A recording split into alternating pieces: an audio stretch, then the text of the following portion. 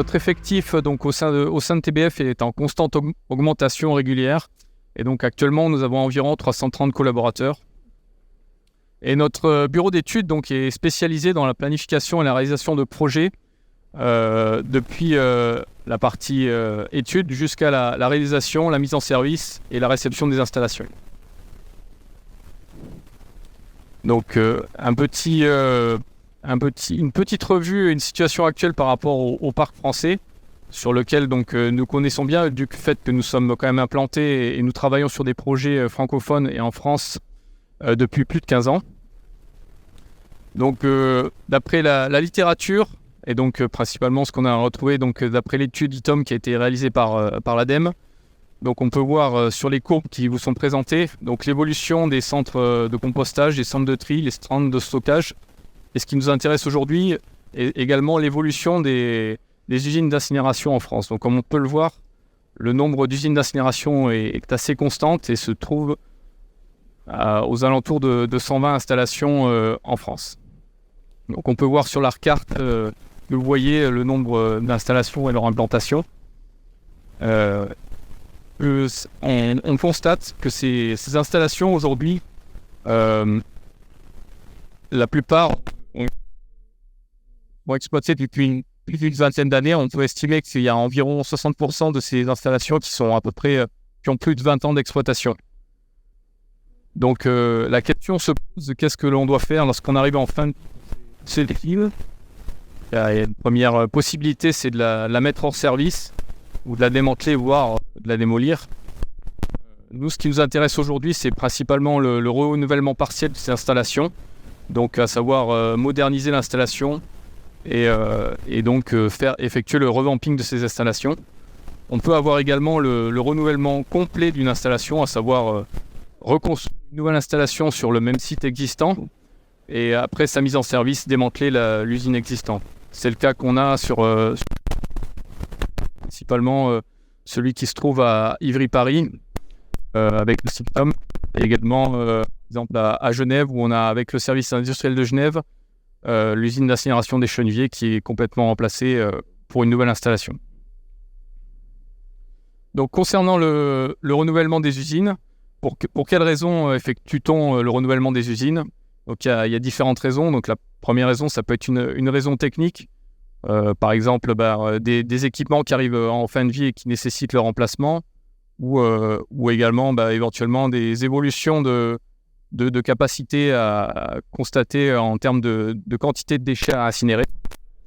Aussi des raisons économiques, du fait qu'on peut avoir des installations qui ont des problèmes de disponibilité et qui nécessitent de pouvoir être modernisées pour pouvoir être à nouveau disponibles, d'avoir une grande disponibilité et donc d'incinérer la quantité de déchets requise et également de valoriser au maximum les déchets incinérés.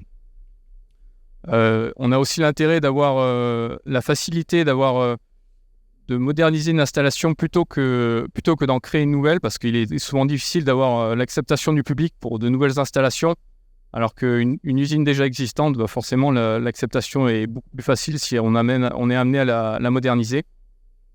Enfin, il peut y avoir des raisons stratégiques et infrastructurelles, notamment par exemple, on peut prendre l'exemple de l'usine des Cheneviers à Genève qui a la particularité d'être alimentée par des barges qui naviguent sur le Rhône pour amener les déchets. Donc c'est une infrastructure bien particulière et qui peut permettre de continuer à être utilisée. Donc c'est pour cette raison qu'on est amené à moderniser des installations existantes. Quelles sont les contraintes liées à ces renouvellements des usines ? Donc souvent donc en phase d'étude, souvent en phase d'étude, donc on a souvent des problématiques de compatibilité des équipements, notamment avec entre les équipements existants et les équipements que l'on remplace, parce qu'il souvent donc il y a des équipements qui sont en mauvais état et donc qui nécessitent donc une partie de leur remplacement ou de leur modification pour permettre la bonne adaptation et la bonne interface entre les différents équipements. Et donc tous ces aspects-là doivent être bien gérés lors des différentes phases du projet pour pouvoir réaliser correctement ces projets. Il y a également un phasage qui est très important, du fait que très souvent, donc, il y a une multitude de fournisseurs qui interviennent pour moderniser ces installations. Et donc, il faut s'assurer que chaque entreprise intervienne au bon moment et qu'on puisse gérer correctement la coactivité, tout en sachant que très souvent, l'usine doit rester en exploitation, du fait qu'on doit continuer. Il y a une nécessité de continuation de service, notamment pour continuer à incinérer les déchets. Et il y a bien sûr la sécurité du chantier qui doit être bien sûr considérée et qui, par rapport à toute la coactivité entre les différentes entreprises et les différents travaux réalisés, en fonction du planning qui est souvent très tendu sur ce genre de projet. Alors, comme vous pouvez voir sur la courbe qui vous est présentée, on peut voir que la phase d'étude est la phase la plus importante du projet, du fait qu'elle a un impact important sur le projet. C'est là où on décide de tout pour la réalisation de ces projets. Donc et on voit l'importance de cette phase pour la bonne réalisation du projet et pour son bon succès. On constate par contre quelques évolutions qui peuvent intervenir durant la phase du projet, notamment au moment où les entreprises sont mandatées pour réaliser les travaux, parce qu'elles peuvent identifier des améliorations par rapport à ce qui a été décidé. C'est pour ça qu'on constate parfois des évolutions à cette phase du projet. Alors passons un peu à des cas d'études bien spécifiques que l'on suit de notre côté au sein de TBF. Donc d'abord le projet sur l'UOM de Montbéliard. Donc c'est une usine d'incinération d'ordures ménagères qui a une capacité de 56 000 tonnes de déchets d'ordures ménagères par an. Elle a 2 lignes d'incinération et elle a la particularité d'avoir un four oscillant et un traitement de fumier semi-humide avec une SNCR. En termes de valorisation, elle est assez limitée du fait qu'elle livre uniquement de la vapeur au réseau de chaleur urbain de Montbéliard, mais elle ne valorise pas au niveau électrique puisqu'elle n'a pas actuellement de turbine. Donc, au niveau des objectifs de ce projet, il s'agit de moderniser cette installation pour adapter en fonction du gisement de déchets qui est en constante diminution et pour lequel la métropole de Montbéliard a décidé que les déchets des encombrants ne viendraient plus sur cette installation, ce qui nécessite donc on constate donc une réduction sensible des quantités de déchets incinérés par an, et donc qui a impliqué donc la réduction de sa capacité. Et donc le choix qui a été fait, c'est de passer donc de 2 lignes d'incinération à une seule ligne d'incinération. Et donc tout en cherchant à optimiser les investissements, donc il n'a pas été prévu de faire un remplacement complet de l'installation, mais de garder un certain nombre d'équipements déjà existants qui étaient encore en bon état et qui permettaient encore de remplir leurs fonctions, comme notamment la chaudière qui est conservée sur ce projet. Au niveau des autres objectifs, donc en termes de continuité de service, donc il a été choisi de remplacer le four ainsi que tous les systèmes d'extraction de mâche-fer et de transport de fines, ainsi que le système de régulation, pour permettre d'augmenter la disponibilité du four et de réguler au mieux la combustion de ce four. Il a également été décidé de remplacer le traitement de fumée, donc qui est actuellement humide, qui reste semi-humide, mais qui va évoluer complètement et qui va être remplacé complètement pour pouvoir respecter les nouvelles réglementations, notamment le BREF, qui a certaines exigences au niveau des limites d'émissions et également qui exige l'installation de nouveaux analyseurs tels que la mesure de mercure en continu. Donc toutes ces évolutions sont apportées sur cette installation et notamment sur cette partie de l'installation au niveau du traitement de fumée qui était en fin de vie.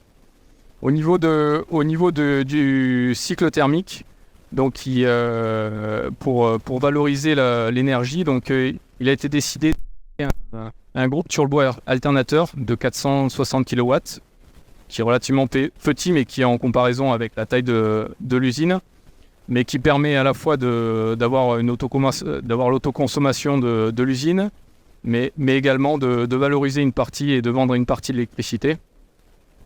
Et également permettre d'obtenir la performance énergétique et d'avoir pour cette installation une taxe sur les activités polluantes réduites, ce qui est important pour cette installation et un objectif de la métropole de Montbéliard.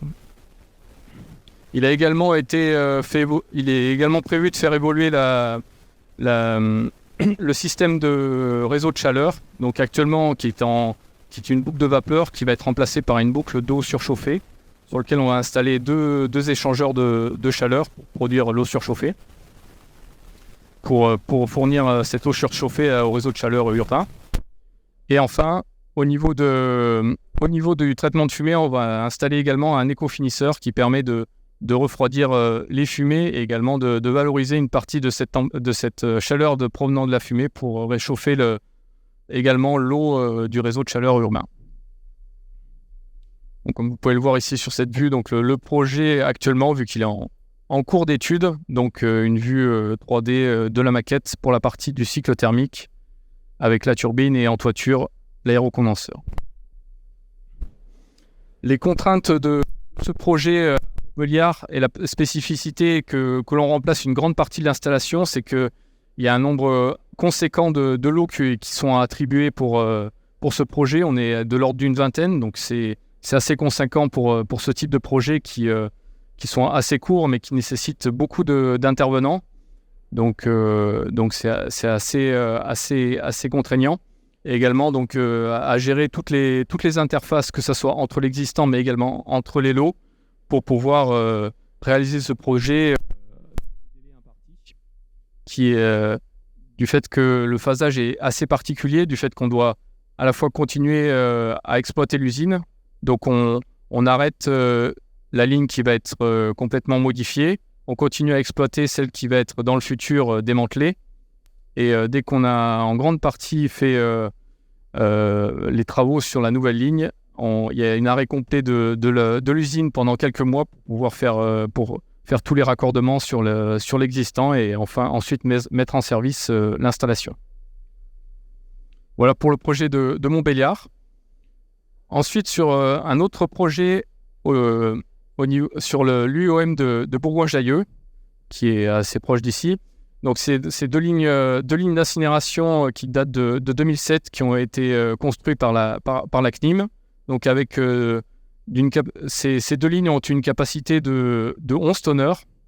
Elles sont composées d'un four à grille avec une chaudière verticale, ainsi qu'un traitement de fumée semi-humide, et également un cycle thermique qui a déjà donc une turbine à condensation de 14,6 MW, ainsi qu'un chauffage urbain qui fournit l'eau surchauffée via deux échangeurs, un de 4,9 MW et un second de 8 MW. Et également une fourniture de vapeur à un industriel qui se trouve à proximité de l'usine d'incinération. Donc les objectifs de ce projet, la particularité de cette usine, c'est que donc il a été décidé de la moderniser du fait il y a eu des gros problèmes de disponibilité sur cette usine qui a dû s'arrêter assez régulièrement du fait de problèmes de disponibilité au niveau des chaudières, mais également des problèmes de dépassement de VLE au niveau du traitement de fumier et des problèmes de disponibilité au niveau du cyclothermique. Donc les modifications principales qui ont été apportées, notamment au niveau de la chaudière, suite principalement dû aux encrassements et aux corrosions constatées sur les surchauffeurs et également les encrassements sur les différents parcours de la chaudière. Donc différents travaux ont été réalisés, d'une part pour augmenter la disponibilité. Donc, il a été décidé d'installer des extensions de parois sur le premier parcours avec un système de nettoyage spécifique pour ce premier parcours. Également, on a baissé le réfractaire en remplaçant les faisceaux par des tubes en inconel. L'inconisation aussi des surchauffeurs pour permettre de résister à des températures plus importantes. Et également un ramenage par micro-explosion au niveau du deuxième et du troisième parcours pour pouvoir désencrasser la chaudière. Pour augmenter le rendement, il a également décidé d'installer de nouveaux blocs d'économiseurs et également un système de ramonage par micro-explosion au niveau de ces économiseurs pour augmenter le rendement de la chaudière. Au niveau des autres modifications, donc, il a été décidé de modifier le traitement de fumée également pour respecter, comme pour le cas de Montbéliard, le traitement de fumée pour respecter les nouvelles réglementations au niveau du BREF, et donc passer d'un système de traitement de fumée semi-humide qui fonctionne au lait de chaud à un traitement sec avec injection de bicarbonate, de charbon actif ainsi que de charbon bromé pour les problématiques de mercure. Ensuite, il a été décidé de rajouter un module d'extension au niveau de l'aérocondenseur du fait qu'il était constaté des grosses problématiques en été lorsqu'on avait des températures qui dépassaient 35 degrés. Et on était obligé de réduire la capacité donc de l'installation pour pouvoir continuer à fonctionner du fait que la turbine était le vide qui était produit par l'aérocondenseur était insuffisant pour faire fonctionner correctement la turbine. Ensuite, il a été, ça c'est des extensions qui ont été rajoutées, notamment qui vont être rajoutées, un système de broyage des encombrants, ainsi que pour la valorisation de la partie électrique en produisant de l'hydrogène.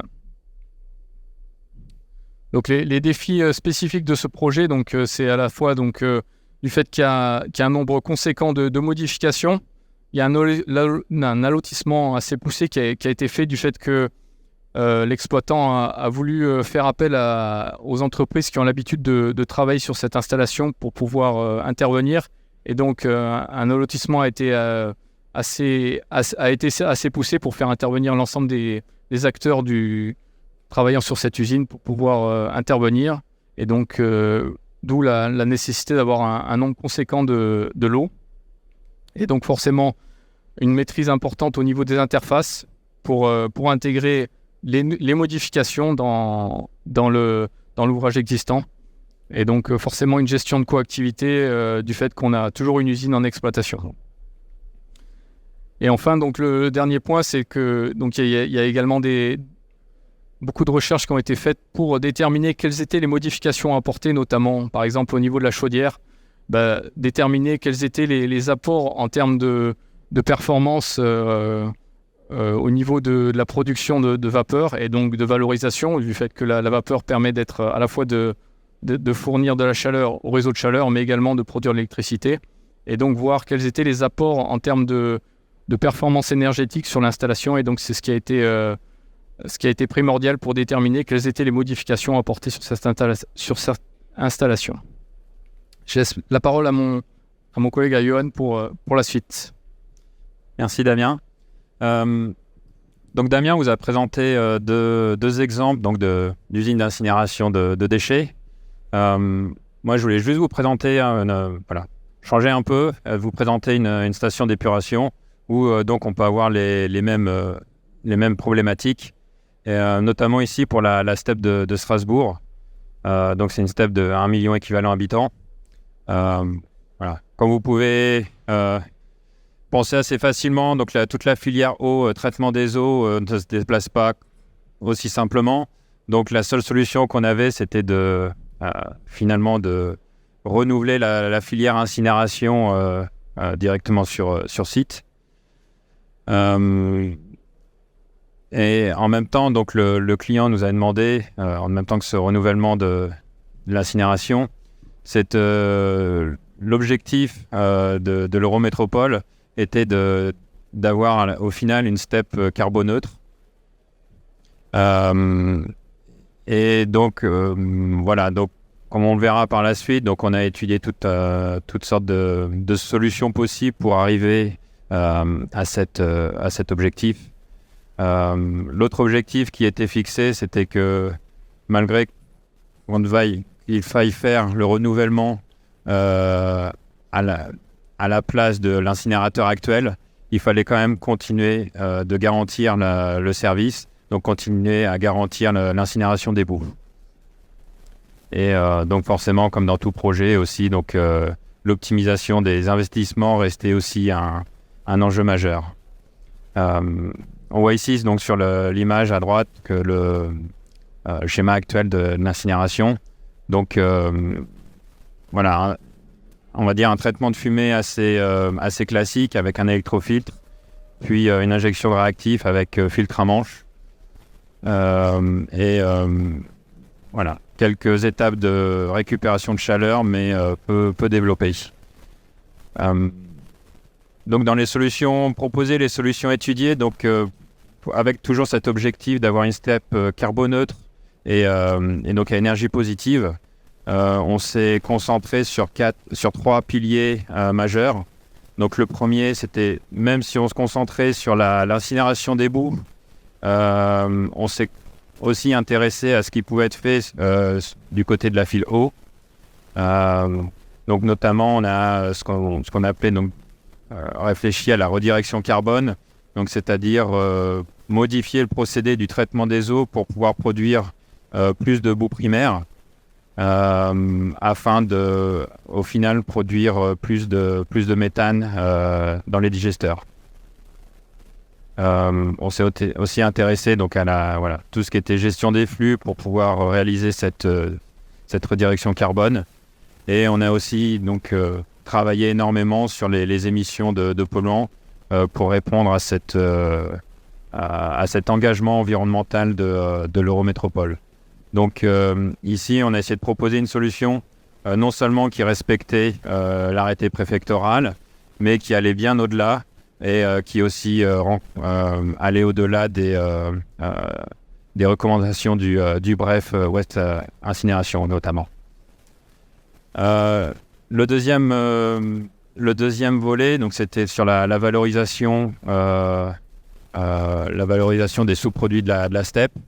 Donc en première étape, bien évidemment, on essaye de valoriser les boues via l'incinération pour notamment produire de la chaleur. Mais on a été aussi voir un peu plus loin pour la valorisation justement des résidus de l'incinération. Notamment, on a prévu une récupération des cendres juste en aval du four pour pouvoir permettre la récupération de phosphore. Donc, en première étape, juste une récupération des cendres sans injection de réactifs en amont. Ce qui permet par la suite une potentielle récupération du phosphore. Donc c'est un sujet qui devient de plus en plus important en Europe.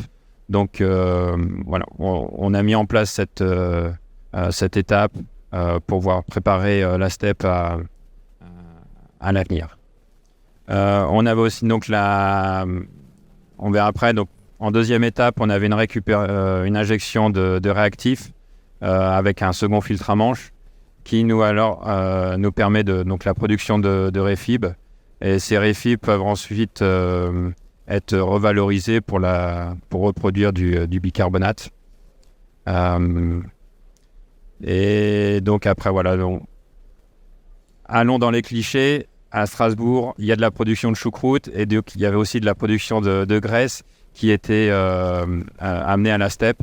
Donc, on a utilisé ce flux de graisse pour pouvoir augmenter le pouvoir calorifique des boues et ainsi permettre une plus grande digestion de ces boues en amont, tout en maintenant le PCI et l'autocombustion des boues. Et ensuite, donc le dernier point, c'était par rapport à la valorisation énergétique. On en a parlé, on a essayé de booster la production de biogaz, la production de méthane dans les digesteurs via la redirection carbone. On a inclus une étape de condensation des fumées pour pouvoir valoriser un maximum d'énergie dans le futur réseau de chauffage à distance. Et aussi pour subvenir à tous les besoins internes en chaleur de la steppe. Donc pour la digestion, mais aussi pour le chauffage de l'ensemble des locaux. Et donc, finalement, la production de biogaz avait été poussée de manière assez importante. On était arrivé un peu au bout de la capacité d'injection dans le réseau.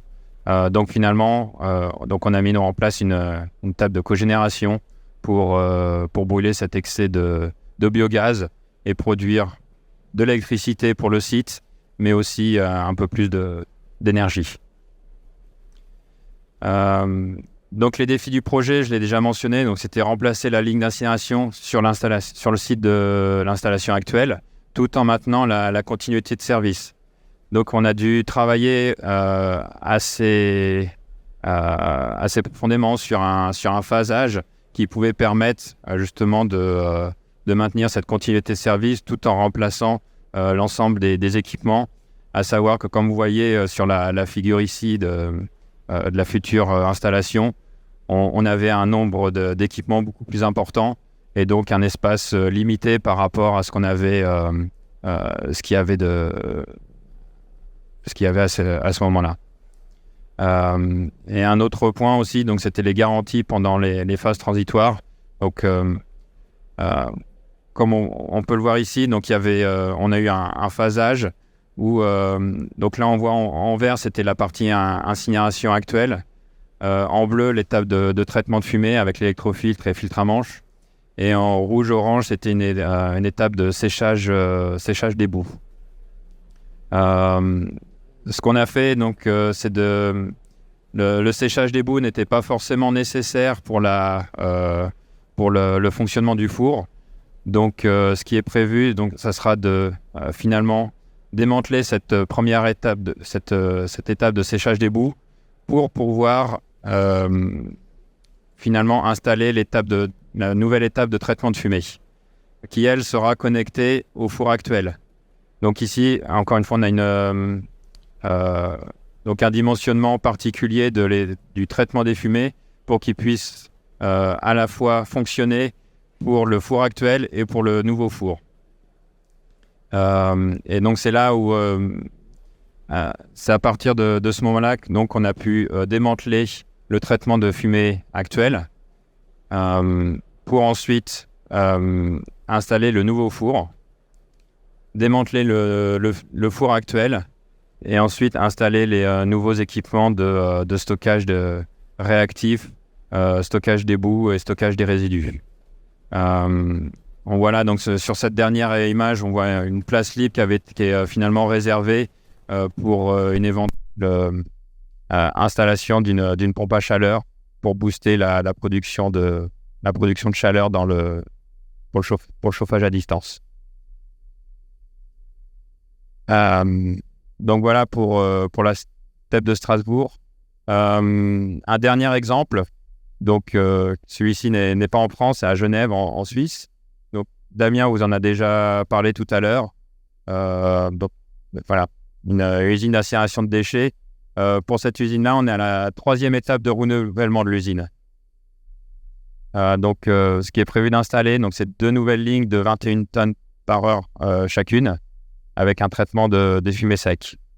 En point de vue valorisation énergétique, donc prévu d'installer une nouvelle turbine à contre-pression et donc profiter aussi récemment donc d'un abaissement de la température du réseau de chauffage à distance pour installer une étape de condensation des fumées.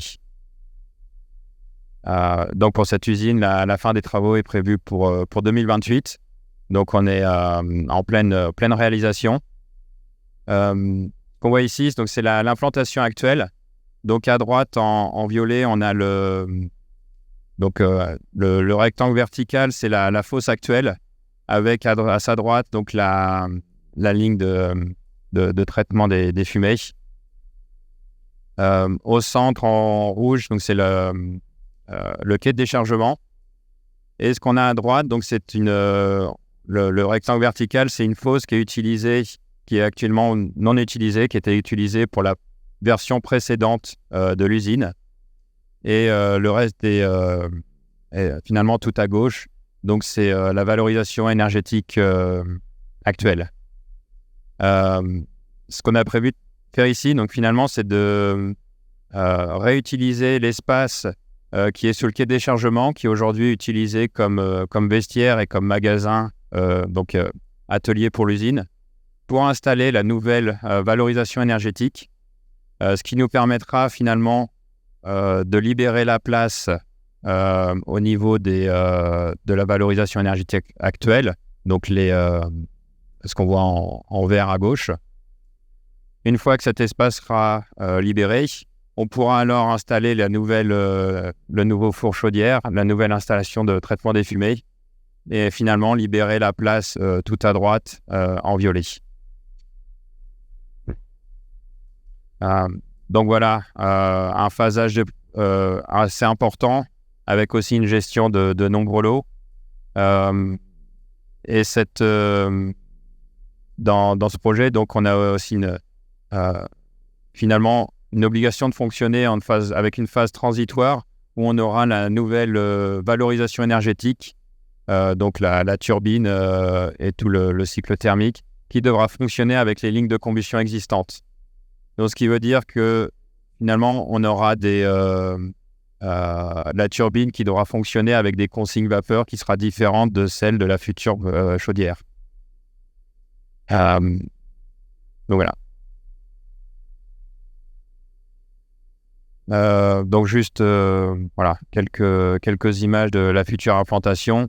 Donc sur la figure de droite en vert, donc on a en rouge plutôt, on a donc le quai de déchargement actuel, avec à gauche la future fosse, et ensuite dans l'alignement donc les deux lignes pour chaudière et traitement des fumées.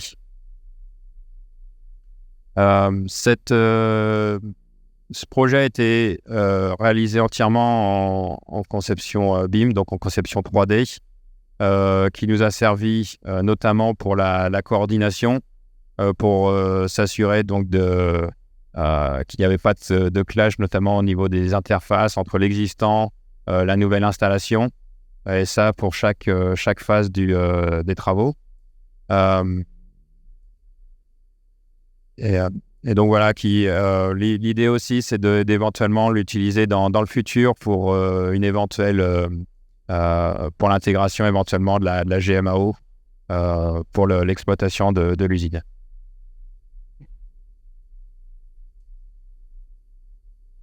Donc voilà les défis principaux. Donc il y avait donc des contraintes liées aux infrastructures. On en a Damien l'a évoqué tout à l'heure. Ici à Genève, on a la livraison des déchets qui peut être effectuée par barge. Donc c'est un système qui a été décidé de conserver. Donc il a fallu aussi travailler autour de cette livraison par barge. On a essayé donc réaliser un traitement des fumées innovant qui lui aussi allait rencontrer les exigences du BREF. Donc, voilà, dimensionnement des équipements, on en a parlé. Donc, la turbine et le cycle thermique qui devaient pouvoir répondre à différentes conditions de fonctionnement. Rendement énergétique. On a ici donc une turbine à contre-pression qui produit de l'électricité non seulement pour les besoins du site, mais aussi qui va en injecter dans le réseau électrique. La vapeur restante est, elle, utilisée pour chauffer le réseau de chauffage à distance. Et pour maximiser, on va dire, le rendement énergétique, donc on a installé une étape de condensation des fumées avec une pompe à chaleur qui viendra relever la température de ce flux énergétique pour livrer la chaleur dans le CAD. Et enfin, donc il y a aussi cette problématique de la coactivité entre l'exploitation et le chantier lorsqu'on réalise donc des travaux sur un site en exploitation. Donc voilà un petit peu donc pour les cas d'études. On va essayer d'aller assez rapidement sur les quelques tendances qu'on peut voir. Donc chaque projet a ses spécificités. On doit trouver des solutions dédiées pour chaque client, mais on peut voir cependant qu'il y a quand même plusieurs tendances qui se dégagent, notamment sur la récupération énergétique, et notamment de maximiser cette récupération énergétique. Donc on n'est plus non seulement sur l'incinération des déchets comme auparavant, mais vraiment sur une usine qui produit de l'énergie. La capture du CO2 qui devient de plus en plus un sujet. Et donc, dans cette optique de production, de producteurs d'énergie, comme toute centrale, on va dire, électrique ou de production, on lui demande d'avoir une souplesse d'exploitation, c'est-à-dire de se soumettre un peu aux besoins du consommateur. Voilà, un dernier sujet, donc la production d'hydrogène et donc la communication. En termes de récupération d'énergie, donc ce qu'on voyait auparavant, donc c'était principalement de la récupération, on va dire haute température, donc de la chaleur sensible. Ce qu'on met en place de plus en plus, donc c'est une étape de condensation des fumées, c'est-à-dire que donc on va condenser la vapeur contenue dans les fumées. Évidemment, c'est une énergie qui est relativement basse température et donc en général, on va être obligé de rajouter une pompe à chaleur pour remonter cette température et pouvoir la valoriser dans un réseau de chauffage à distance. Ayant atteint la température de saturation, en général, donc on va avoir, si on fait rien, on va avoir une production d'un panache.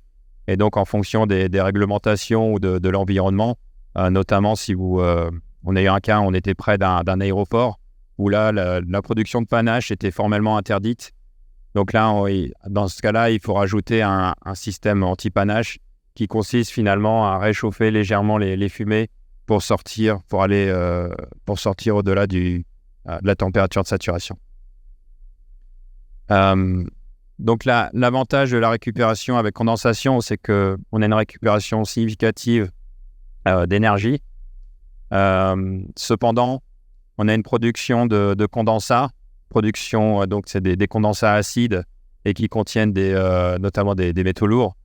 Donc il faut donc prévoir un traitement des condensats qui vient avec.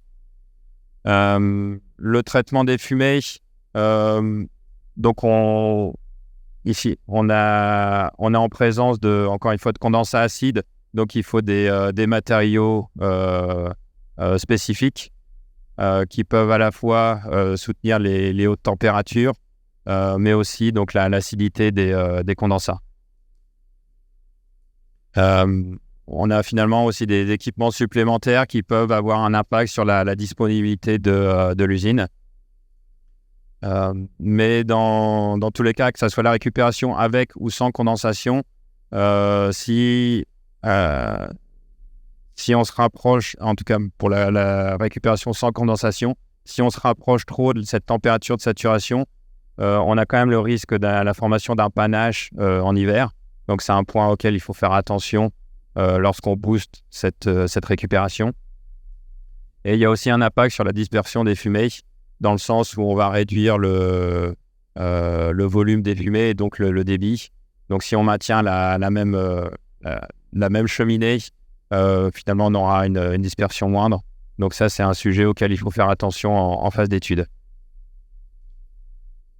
Voilà, donc très rapidement, pour maximiser la production énergétique, donc il y a mise en place d'une turbine à vapeur lorsque ce n'est pas déjà le cas. De plus en plus, le chauffage à distance se développe, donc on peut penser à un raccordement au chauffage à distance.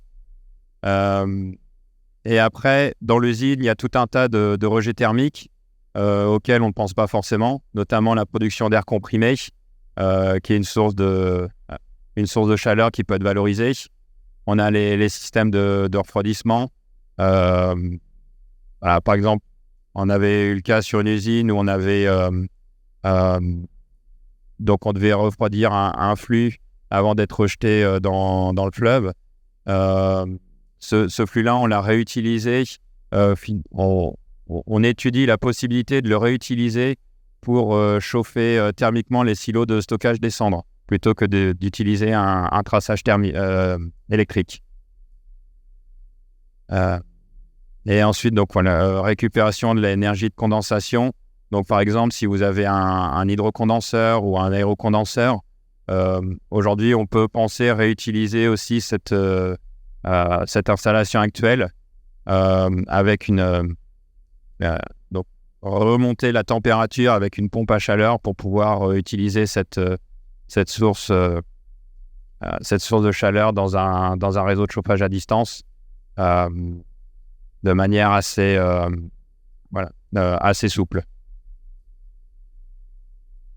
Pour ce qui est de la capture de CO2, donc aujourd'hui c'est un sujet on nous pose de plus en plus la question de est-ce que c'est possible de valoriser le CO2 et qu'est-ce qu'on peut en faire.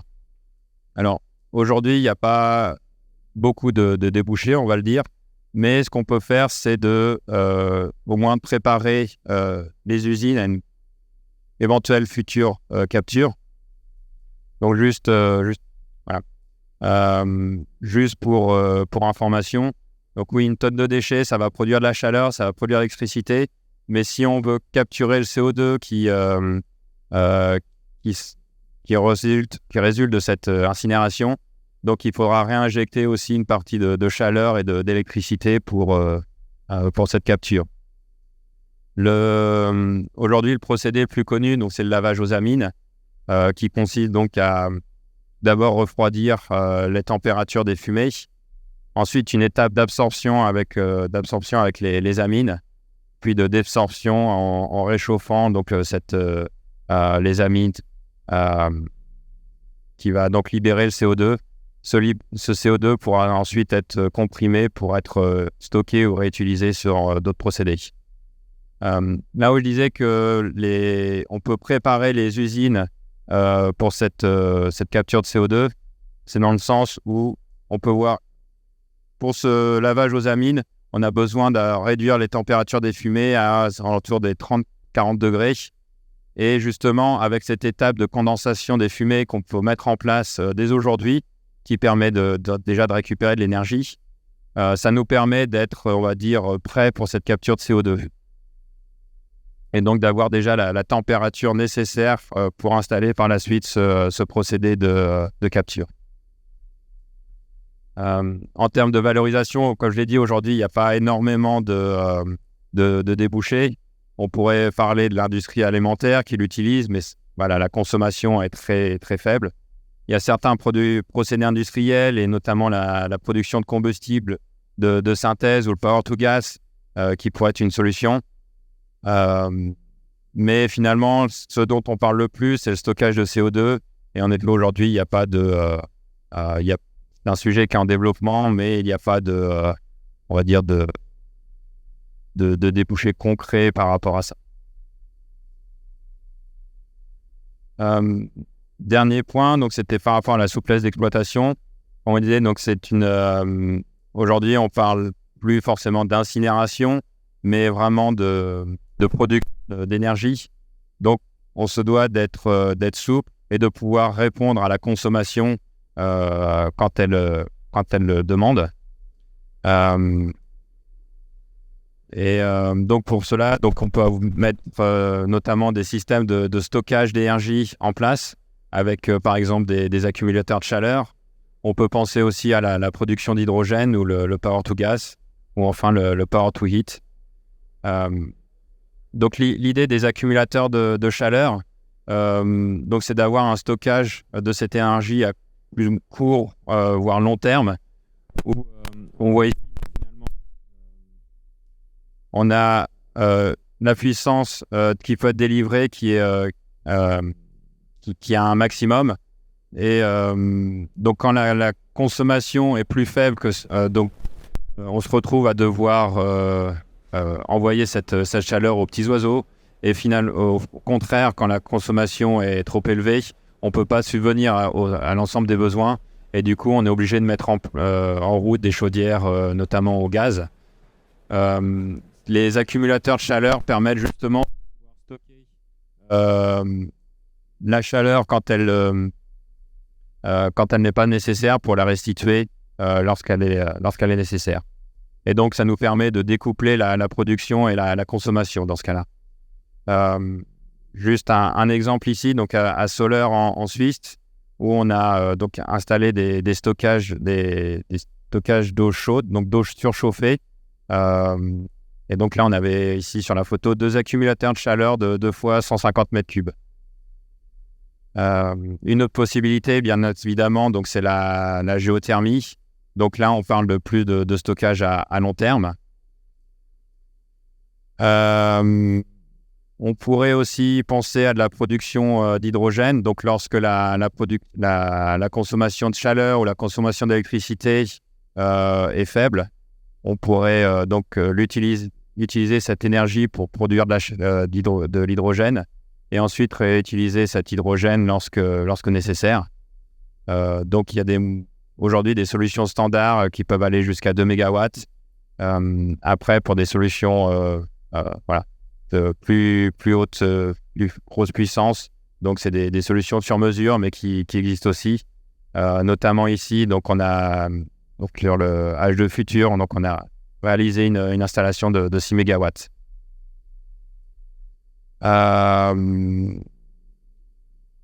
Donc ensuite, très, très rapidement, donc ça peut être aussi donc, sous la forme de la production de combustible de synthèse. Donc là, on pourrait, notamment sur une step, combiner la CO2 qui vient des digesteurs avec de l'hydrogène pour pouvoir produire plus de méthane et l'utiliser dans le réseau de gaz naturel. Le power to heat, donc encore une fois, la production de chaleur lorsque, par exemple, on a un pic de production électrique, notamment en été avec les panneaux solaires. Ces installations power to heat peuvent être utilisées pour stabiliser le réseau électrique. Et donc, au lieu de produire de l'électricité, donc produire de la chaleur qui est ensuite restituée lorsque nécessaire. Et donc voilà, c'est ce qui avait attrait donc à la souplesse d'exploitation. Le dernier point qu'on voit de plus en plus, c'est donc la communication. Aujourd'hui, donc l'acceptation du public devient aussi un enjeu majeur. Et donc aujourd'hui, on tend à intégrer les parties prenantes tout au long du projet, ce qui nous aide aussi à préparer les dossiers d'autorisation et à les faire accepter dans les plus brefs délais. Et ici, donc c'est un exemple qu'on avait qui est fait actuellement à la Chaux-de-Fonds en Suisse, où en fait avec votre téléphone et donc un site de réalité augmentée, vous pouvez voir directement à quoi l'usine va ressembler donc en live.